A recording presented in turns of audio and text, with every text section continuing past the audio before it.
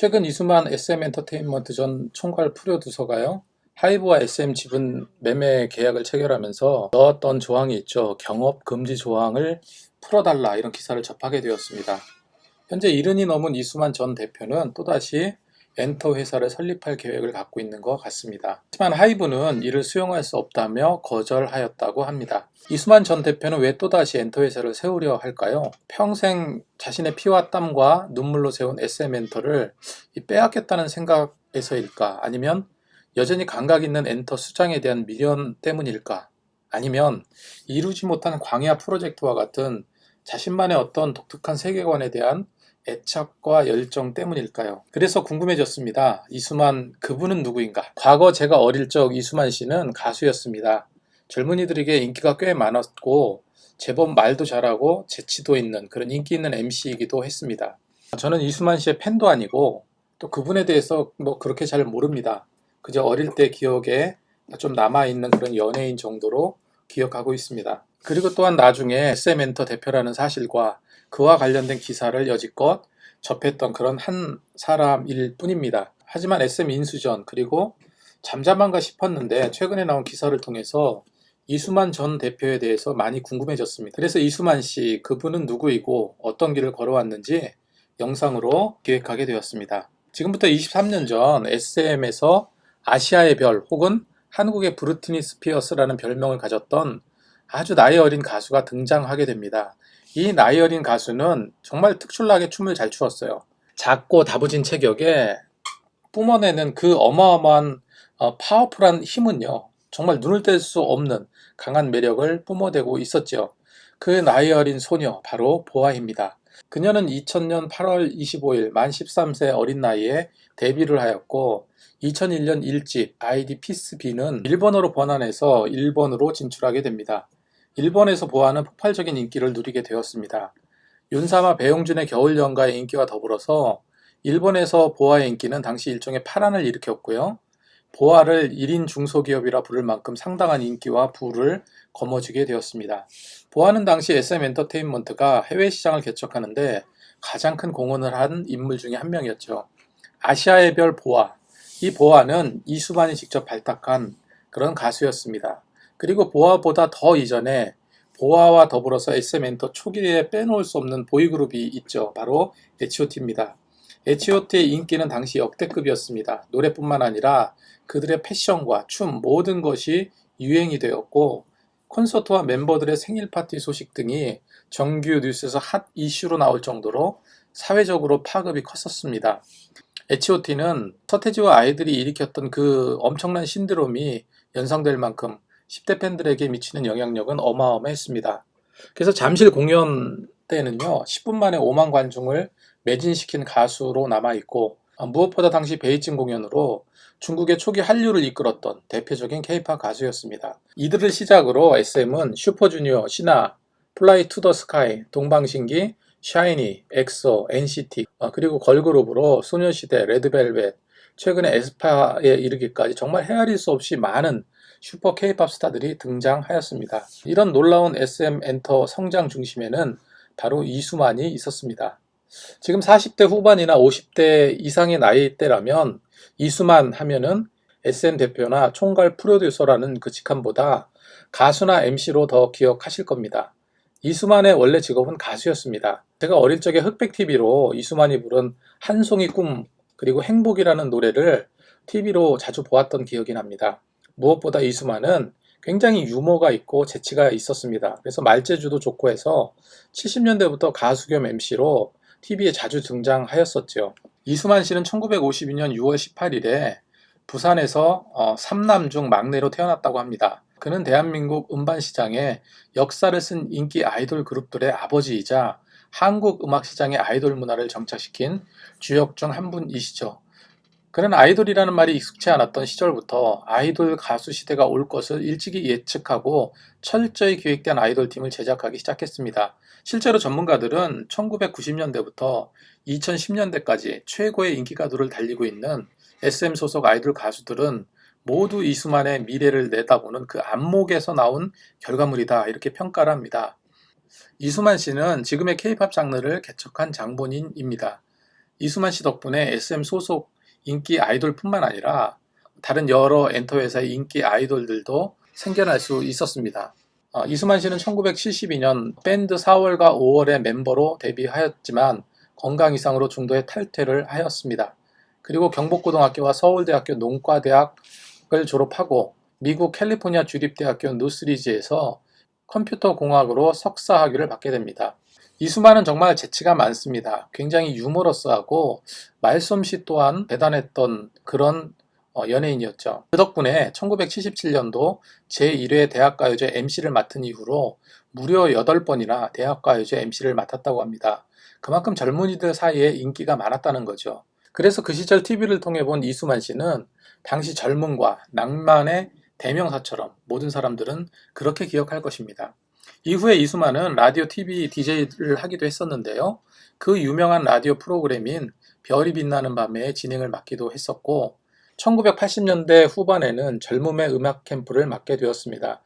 이후 젊음의 음악 캠프는 팝스 투나잇으로 이름을 바뀌었다가 다시 젊음의 음악 캠프 이수만과 함께로 바뀌어 가게 되었는데 이 라디오 프로그램은 이후에 이수만 뒤를 이어서 배철수 씨가 맡게 되는데요. 배철수 씨는 무려 30년간 계속 맡아온 프로그램의 전신이었죠. 얘기가 나와서 말인데 배철수 씨는 정말 존경스럽고 대단한 아티스트입니다. 사실 한 우물을 파고 산다는 게 쉬운 일은 아니죠. 배철수 씨는 무려 30년 넘게 그리고 지금도 여전히 음악 캠프를 진행하고 계십니다. 지금은 자주 듣지는 못하지만 팝을 자주 들었던 저의 학창시절에 배철수 씨의 음악 캠프를 자주 들었던 그런 기억이 납니다. 아무튼 이후 이수만은 가수로서 활동을 하지만 점점 연애 활동의 한계를 느끼기 시작합니다. 그러던 중에 미국 유학 시절 MTV를 통해 본 티네이저 아이돌들과 그리고 그 당시 뉴키즈 온 더 블록을 보면서 왜 우리 가수는 해외에서 인기를 끌 만한 그런 가수를 만들지 못하는 걸까 해서 유학을 마치고 귀국한 후에 엔터 회사를 설립하게 됩니다. 그 회사가 바로 SM 기획이었고 지금의 SM 엔터테인먼트의 전신입니다.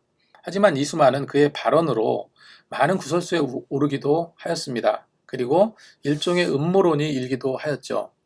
이수만 씨는 미래 한류는 한중일 합작이라는 발언으로 여론이 굉장히 나빠지기 시작했습니다. 급기야 가수 조영남 씨가 이수만을 신랄하게 비판하기도 하였죠.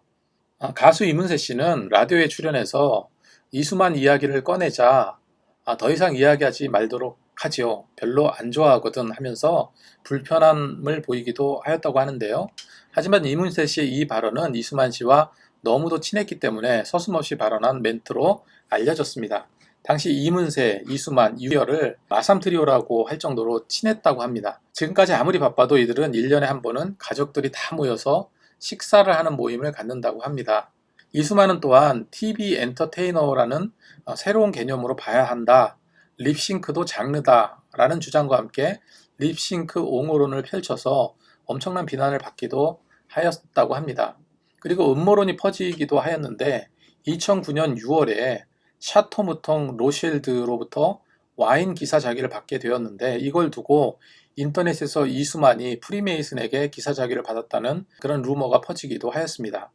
이수만 씨는 보아와 동방신기의 일본 현지화를 통해서 대성공을 거두고 슈퍼주니어를 통해서 한국 아이돌 그룹 최초로 중국 현지화를 시도하기도 하였습니다.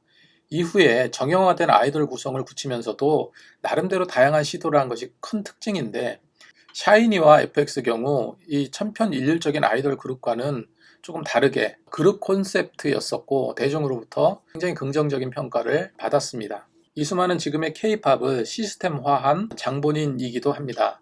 그래서 2000년대 초반부터 한류 3단계론을 제시하기도 하였는데요. 한류 1단계는 보아와 동방신기처럼 한국 가수의 해외시장 진출하는 그런 시기를 한류 1단계로 보았고요. 2단계는 슈퍼주니어 FX처럼 외국인 멤버를 그룹에 넣어서 현지에서 한류에 대한 반발을 최소화하고 한류를 이어나가는 것이었고요.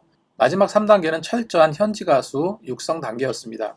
현지 회사와 합작을 통해서 시장을 공략하고 현지 시장에서 강력한 영향력을 토대로 한류 1, 2단계 가수들까지 해외로 진출시킬 수 있는 그런 토대를 만드는 것인데 전 세계 현지화 팀 데뷔 프로젝트인 NCT 프로젝트가 이에 해당한다고 볼 수 있을 것입니다. JYP 엔터의 박진영 씨도 몇 년 전에 일본인으로만 구성된 니쥬 프로젝트를 통해서 걸그룹 니쥬를 발굴하였습니다. 세계적인 인기를 얻지는 못했지만 일본이란 세계 2위의 음반 시장에 최고의 흥행을 일으키기도 하였습니다. 이는 이수만 프로젝트의 많은 영향을 받은 것입니다. 실제로 JYP는 SM 엔터와 굉장히 밀접한 관계를 가지고 있습니다. 2000년대 초반 이후로 SM 엔터는 감히 범접할 수 없는 절대 영향력을 발휘하는 그런 회사로 급성장하게 됩니다. 2010년대 슈퍼주니어는 아시아권이 아닌 유럽의 심장부, 특히 프랑스 파리에서 공연하여서 큰 반향을 일으켰고요. 2012년도에는 슈퍼주니어의 단독 콘서트 투어인 슈퍼소4가 파리에서 개최되기도 하였습니다. 뒤를 이어서 2013년 10월 19일에 베이징 콘서트가 있었는데요. 7만 명의 관중을 모으면서 K-팝의 세계 시장으로서의 가능성을 다시금 보여주었습니다. 뿐만 아니라 중국 멤버를 영입하는 전략을 토대로 중화시장에서도 큰 인기를 얻게 되었는데요. 대표적인 예가 슈퍼주니어와 엑소였습니다. 하지만 엑소의 경우 현지화 도중에 중국인 멤버들이 탈퇴하는 바람에 프로젝트가 중단되기도 하였습니다. 2020년대 이후 무한 확장 콘셉트로 활동하는 그런 보이그룹인 NCT와 슈퍼M을 통해서 현지 시장을 공략하고 있습니다. 이수만 씨는 SM 엔터의 아주 작은 부분도 그의 손길이 닿지 않은 곳이 없다 할 정도로 아주 꼼꼼하고 디테일한 성격이라고 합니다. 무엇보다 이수만 씨는 대단한 사업가이지만 굉장히 정이 많고 인간적인 그런 CEO다라고 말하기도 합니다. 자신의 소속 가수들을 아끼고 설령 수익이 나지 않더라도 끝까지 그 아티스트를 지원하는 그런 정 많은 대표였다고 합니다. 실제로 한 가수가 SM을 떠났음에도 한 번 SM은 영원한 SM 가족이다 이렇게 말하면서 더 커나가도록 아낌없이 지원해 주었다고 합니다. SM엔스 인수전이 뜨거울 무렵 이런 과정 속에 이수만 전 대표에 대한 그런 폭로성 발언이 쏟아지기도 하였습니다. 어쨌건 다시 엔터 회사를 세우고자 하는 그 열망이 살아 숨쉬는 이수만 전 대표, 아직까지 K-팝에 자신이 이루고자 하는 부분이 남아있다고 생각하신다면, 그래서 다시 시작하신다고 하면 저는 박수를 쳐드리고 싶습니다. K-팝의 눈부신 발전을 이루신 분이고 더 발전시키실 분임에는 틀림없기 때문일 것입니다. 지금의 K-팝은 굉장히 중요한 변곡점에 와 있는 것은 분명한 것 같습니다.